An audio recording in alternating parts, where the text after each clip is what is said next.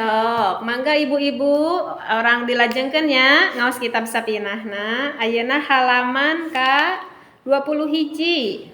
Mangga ayeuna orang nguningakeun Mujibatul Busli. Halaman ka 20 hiji. Saraya enggak. Bismillahirrahmanirrahim. Bismillah, alhamdulillah, wassalatu wassalamu ala rasulillah. Sepertos biasanya abdi ngaos selasa kali, engke ku ibu-ibu dilajeng sakali. Bismillahirrahmanirrahim. Faslun ari ieu eta hiji fasal. Mangga. Faslun ari ieu eta hiji pasal. Mujibatul Gusli ari anu ngawajibkeun kana adus. Mujibatul Gusli ari anu ngawajibkeun kana adus. Eta sitatun aya genep. Eta sitatun aya genep. Ilajul hasyafati fil farji. Ilajul hasyafati fil farji. Kahiji ngalebetkeun hasyafah kana farji. Kahiji ngalebetkeun hasyafah kana farji. Wa khurujul mani sareng kadua kaluar cai mani. Wa khurujul mani sareng kadua kaluar cai mani. Wal haidu sareng katilu haid. Wal haidu sareng katilu haid. Wan nifasu sareng kaopat nifas. Wan nifasu sareng kaopat nifas. Wal wiladatu sareng kalima ngalahirkeun. Wal wiladatu sareng kalima ngalahirkeun. Wal mautu sareng kagenep maut. Wal mautu sareng kagenep maut. Ya, saha nu diaos? Mangga, Ibu Dede, angsela Bu Dede. Bismillahirrahmanirrahim. Faslun ari ieu hiji pasal. Mujibatul Gusli ari anu ngawajibkeun kana adus. Eta sitatun aya genep. Islahul hasyafati Ilajul hasyafati. Ilajul hasyafati fil farji. Ngalebetkeun hasafah kana farji. Wa khurujil mani Wa khurujul mani. wa khurujul mani kadua kaluar cai mani. Wal haidu katilu sareng katilu haid. Wan nifasu sareng kaopat nifas. Wal wiladatu sareng kalima ngalahirkeun. Wal mautu sareng kagenep maut. Nah, gitu ya. Jadi di sini di dalam kitab Kasyifatus Sajdah ataupun Safinatun Najah karangan Syekh Nawawi Al-Bantani dan juga Syekh Salim bin Sumer mengatakan bahwa yang mewajibkan kita untuk melakukan mandi besar itu ada 6 ya. Ingat-ingat ya, yang mewajibkan kita mandi besar itu ada 6. Pertama, memasukkan hasyafah ke dalam farji. Kedua, keluar air mani. Ketiga, haid. Keempat, nifas. Kelima, melahirkan. Keenam, ya meninggal. Sok ya, saya tanya lagi, yang mewajibkan untuk mandi besar itu ada berapa? Pertama, Memasukkan hasyafah kana farji. ya, kedua, keluar air mani. Ketiga, haid. Ya, keempat, nifas. Kelima, melahirkan. Keenam, maut, meninggal. Nah, kata Sunda nama maut ya, meninggal. Itu diwajib diadusi oleh orang yang hidup. Jadi di sini yang pertama mewajibkan kita melakukan mandi besar adalah jika sudah masuk hasyafah ke dalam farji. Sudah paham ya kalau ibu-ibu apa itu hasyafah ya? Nah, jadi yang mewajibkan barusan, yang mewajibkan mandi besar yang pertama itu adalah ilajul hasyafati fil farji. Di mana masuk hasyafah? Ke dalam farji. Bu Ita udah tahu apa maksud hasyafah? Tahu yang mana hasyafah teh Bu Ita? Alat kelamin perempuan.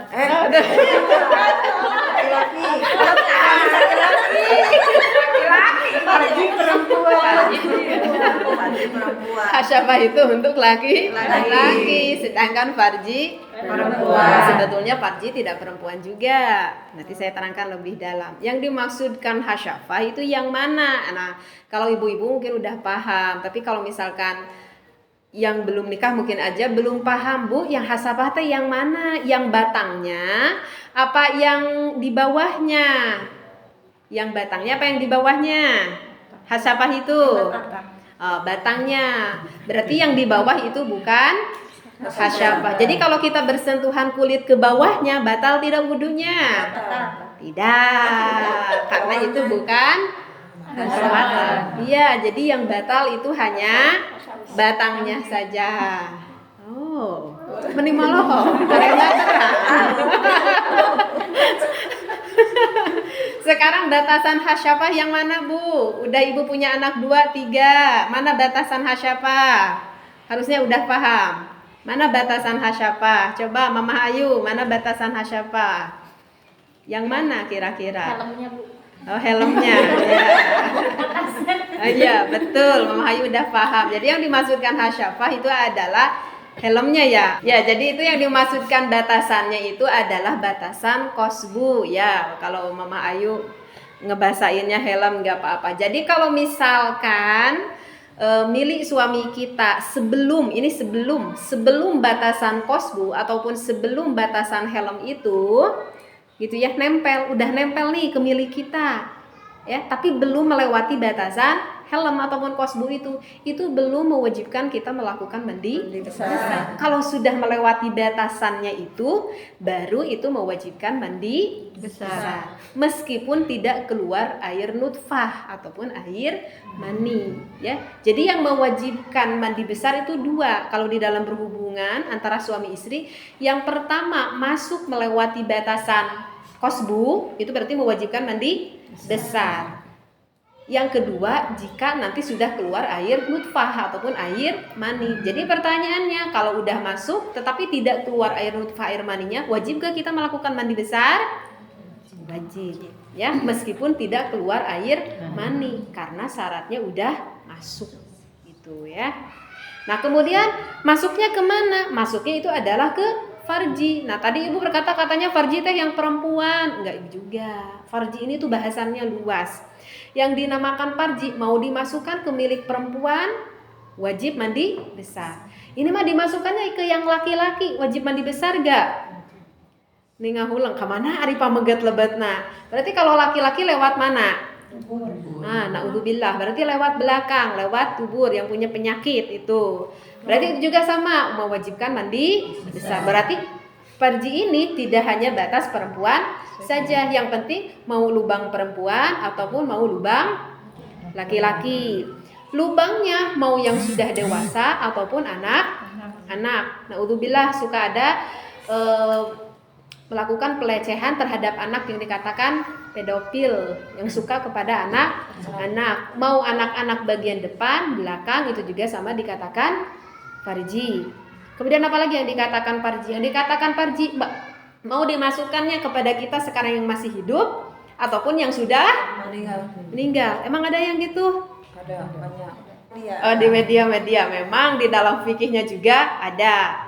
Nah, yang meninggal itu apa harus dimandikan lagi kalau misalkan udah dimandikan? Ini kan misalkan ada yang udah meninggal, ya. Ngemasukkan berarti berzinah makin ya sama orang yang sudah meninggal, tapi yang udah meninggalnya udah mandi besar. Apakah itu harus mandi besar lagi apa tidak? Itu nggak perlu dimandikan mandi besar lagi, tetapi orang yang ininya mah harus mandi besar. Hidupnya. Mayitnya mah gak dosa, sudah mayitnya mah gak tahu apa-apa Marana. Kalau mau mah pengen mencekik kayaknya, cuman nggak bisa. Gitu ya. Jadi mau yang hidup ataupun yang sudah meninggal. Terus apa lagi? Mau ke manusia ataupun ke hewan. Ada kan yang senang ke hewan? Karena daripada aku jinah sama orang lain, apalagi harus bayar, misalkan. Udah ada tetangga nih, ada kambing, ada sapi. Ini kan di fikih ada, itu juga sama, ke lubang milik hewan itu juga. Jadi pembahasan farji, ibu tadi jangan berpikir bahwa itu hanya milik wanita saja. Mau dilakukan kepada wanita ataupun laki-laki ataupun khunsa. Kalau khunsa apa khunsa? Kalau khunsa itu yang Allah lahirkan punya 2 alat kelamin, sama aja. Gitu. Berarti kalau selain dari itu, misalkan nih, saya kasih pertanyaan. Kalau misalkan di sini ada gak yang suaminya kerja di Arab Saudi?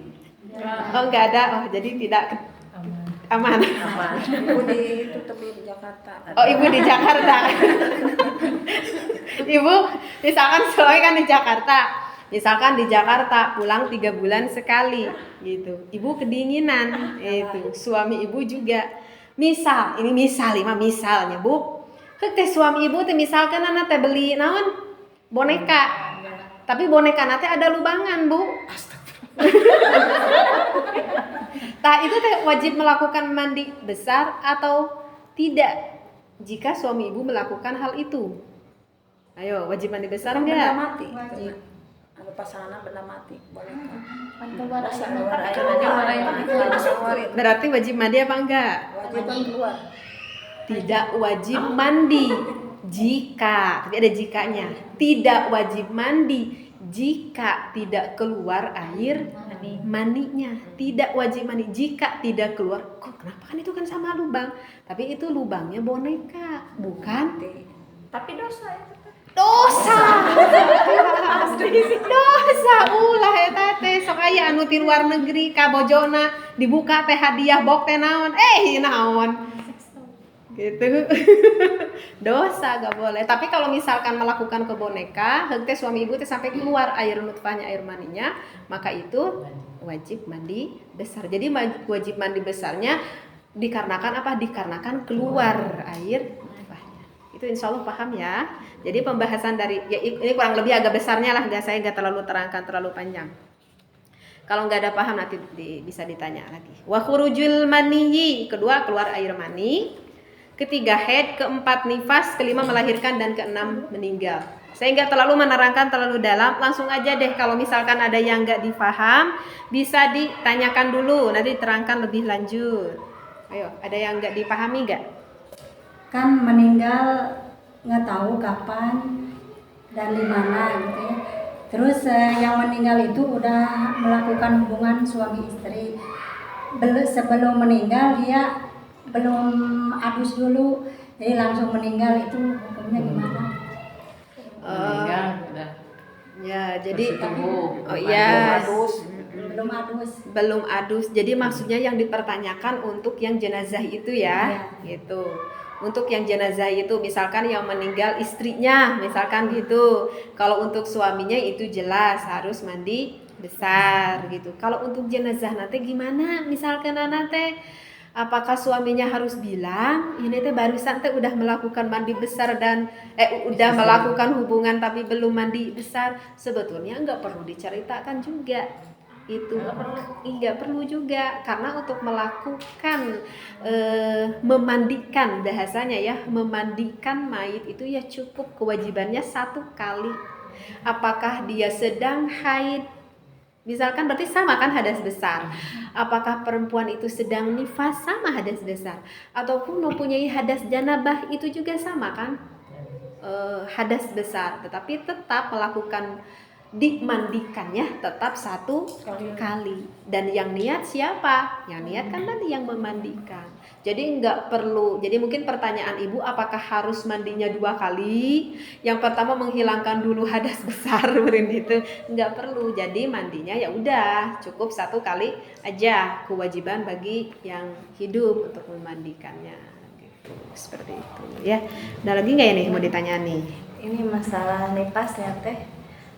Terus ngalahirkeun nipasnya 30 hari, terus bersih 15 hari, terus aya deui teh selama 10 hari nya 7 hari. Tah eta kumaha teh hukum? Darah naon darah eta naon teh gitu, gitu. pas. Jadi gitu ya. Pas eta nanti masih Nah, perlu dipahami dulu masa maksimal bahasanya gitu. Masa maksimal nifas itu adalah 60 hari. Harus dipahami dulu. Masa maksimal nifas itu adalah 60 hari. Jadi kalau lebih dari 60 hari berarti ada istihadoh. Kalau kurang dari 60 hari berarti itu masih nifas. Yang ibu tanyakan, aku nifas 30 hari. Lantas suci 7 hari. Jadi 37. Kemudian hari ke-38 keluar lagi darah. Maka darah apakah itu? Berarti udah bisa paham ya. Coba darah apa? Nifas ibu. Kenalan ke nifas ibu. Ya. Ya, berarti itu masih apa? Masih nifas karena masih kurung waktu 60 hari. Kecuali kalau misalkan gini, ibu teh nifas 30 hari. Bersihnya lama, bersihnya sampai melebihi 15 hari atau minimalnya pas 15 hari. Ya, misalkan ibu teh suci 17 hari enggak keluar lagi darah 17 hari. Berarti 30 tambah 17 47 hari. Ke hari ke-48 keluar lagi darah. Maka darah apakah itu?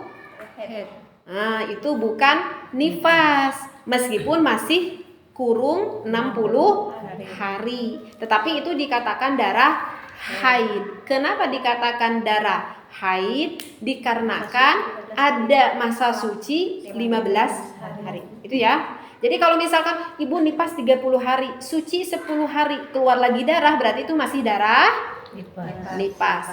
Kalau ibu nifas 30 hari, bersih 16 hari, keluar lagi darah, berarti itu darah haid. Paham ya? Jadi batas suci penghalang antara nifas dengan haid itu sama, adalah 15 hari. Kenapa kita harus paham? Meskipun kita haid nggak sholat, nifas juga nggak sholat, tapi kan hukumnya beda. Hukum haid dan hukum nifas itu beda. Jadi kita harus paham. Gitu ya, insya Allah ya. Paham ya Bu ya.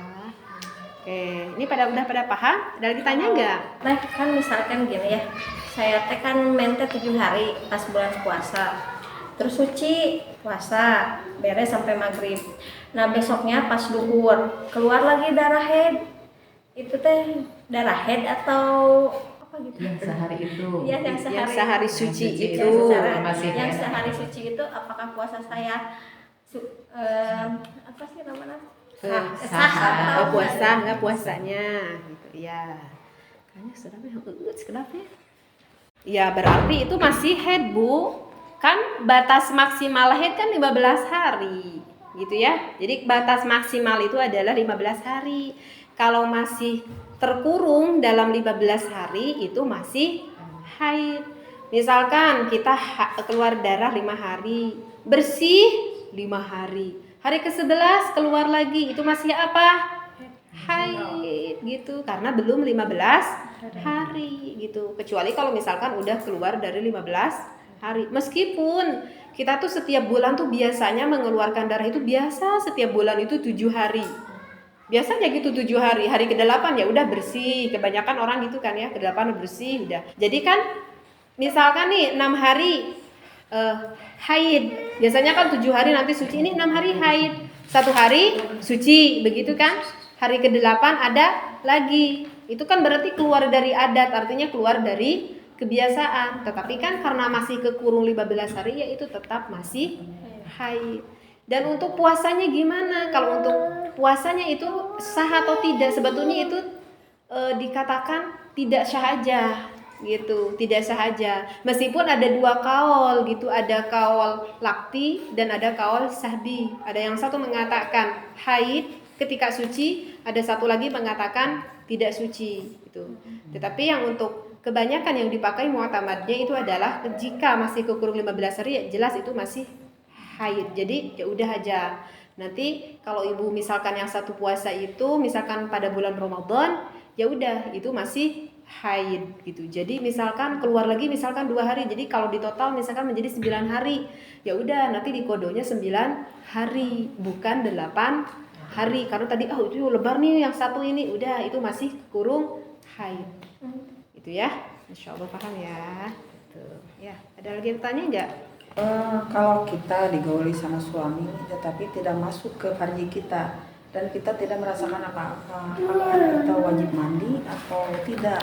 Sedang pasangan kita keluar dan kena ke farji kita air mandi tersebut, kita wajib mandi. Jadi apa enggak? bapak anu raos, ibu mah teu raos gitu. Ibu mah teu raosnya. Kan udah dilebetkeun gitu misalkan. Oh, Wajib mandi itu tapi si air mandi teh kena misalkan ke farji urang. jadi Terlebat. jadi kena mandina kena. jadi tidak masuk, suami ibu tidak masuk ke lubang ibu. Suami ibu tidak masuk ke lubang ibu, tetapi suami sampai keluar, tetapi menyembur gitu. Itu tidak mewajibkan mandi. Untuk kita, untuk istri. Ya, tidak mewajibkan. Karena kan yang mewajibkan mandi itu masuk dan keluar. Kan tidak ada yang masuk di ibu, ke ibu nggak ada yang masuk dan nggak ada yang keluar pula. Meskipun menyembur itu tidak akan ke dalam, pasti menyemburnya di daerah luar. Gitu. Jadi itu. Biasanya ini kalau misalkan kasus ketika perempuan lagi mens, pengalaman. Acan.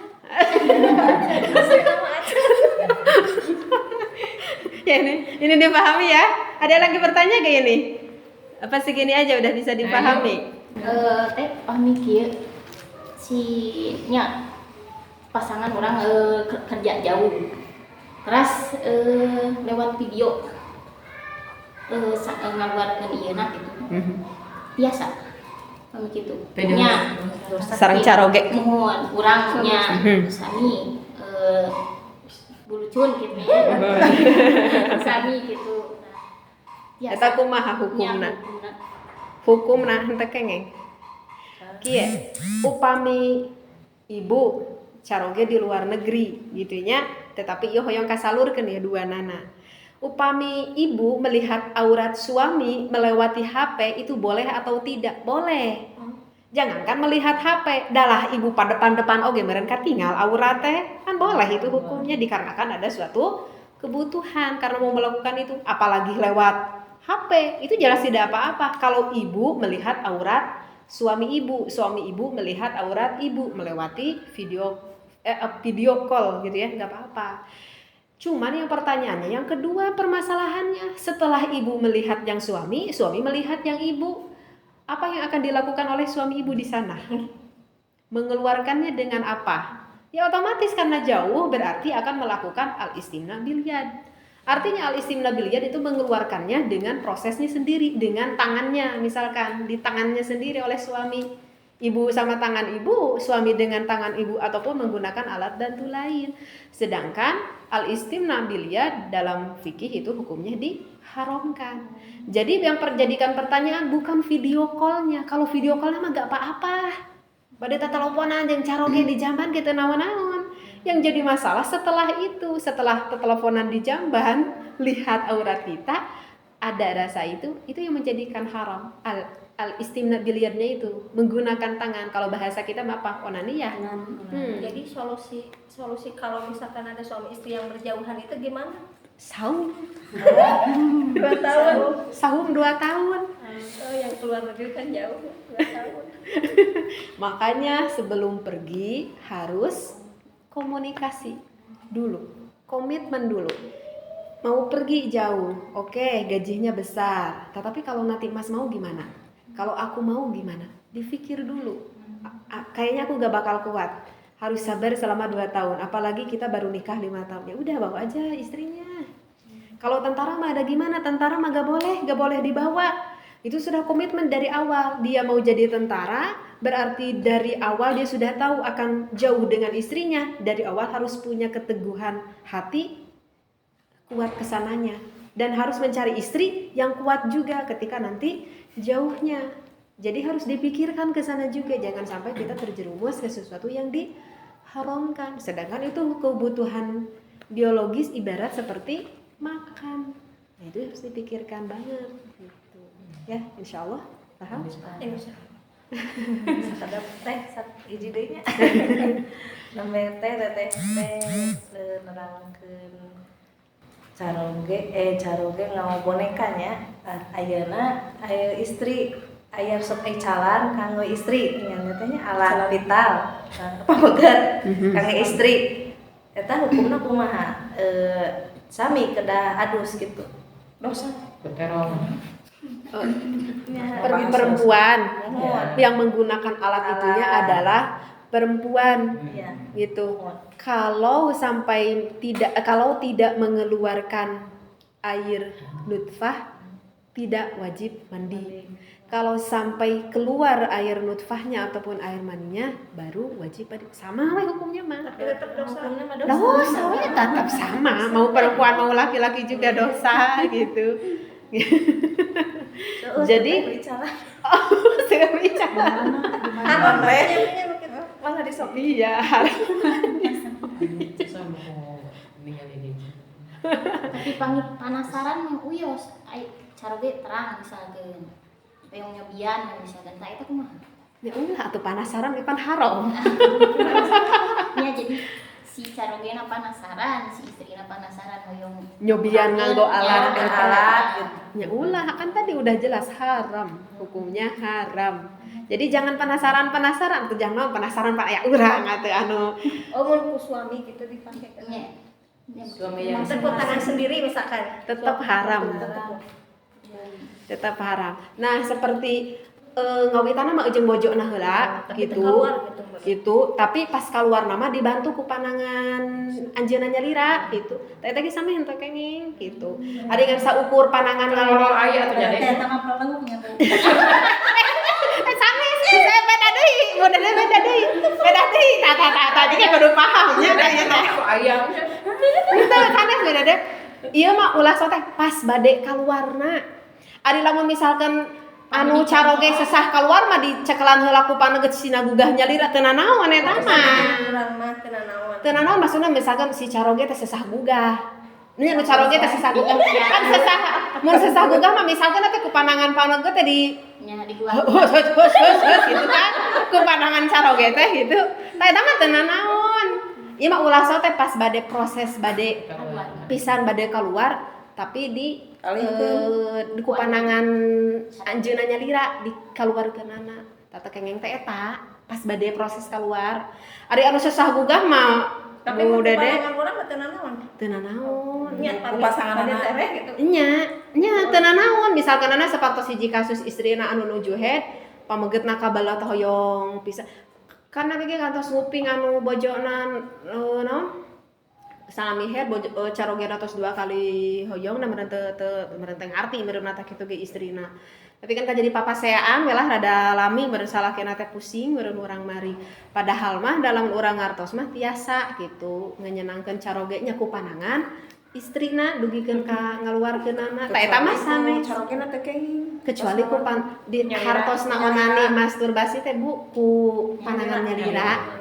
Berusaha ku diri urang nyalira hartosna pasangan teh serius. mun ku pasangan mah ku istrina sanes disebat onani sanes kan bahasana ge biliad kalawan panangan abdi gitu bahasa biliad al isimna biliad teh gitu biliad teh kalawan panangan abdi gitu jadi lamun panangan bojona mah sanes disebat onani sanes disebat masturbasi gitu eta teh kumaha teh bujangan nu geus 30 tahun nya kudu enggal-enggal.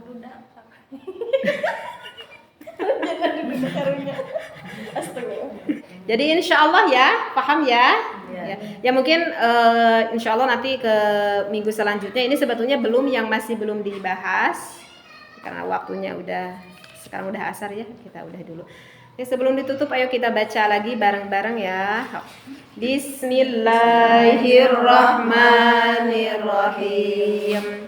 Faslun ari ieu eta hiji fasal mujibatul gusli ari anu ngawajibkeun kana adus eta sitatun aya genep ilajul hasyafati fil farji kahiji ngalebetkeun hasyafah kana farji wa khurujul maniyi sareng kadua kaluar cai mani wal haidu sareng katilu haid wan nifasu sareng kaopat nifas wal wiladatu sareng kalima ngalahirkeun wal mautu sareng kagenep maut.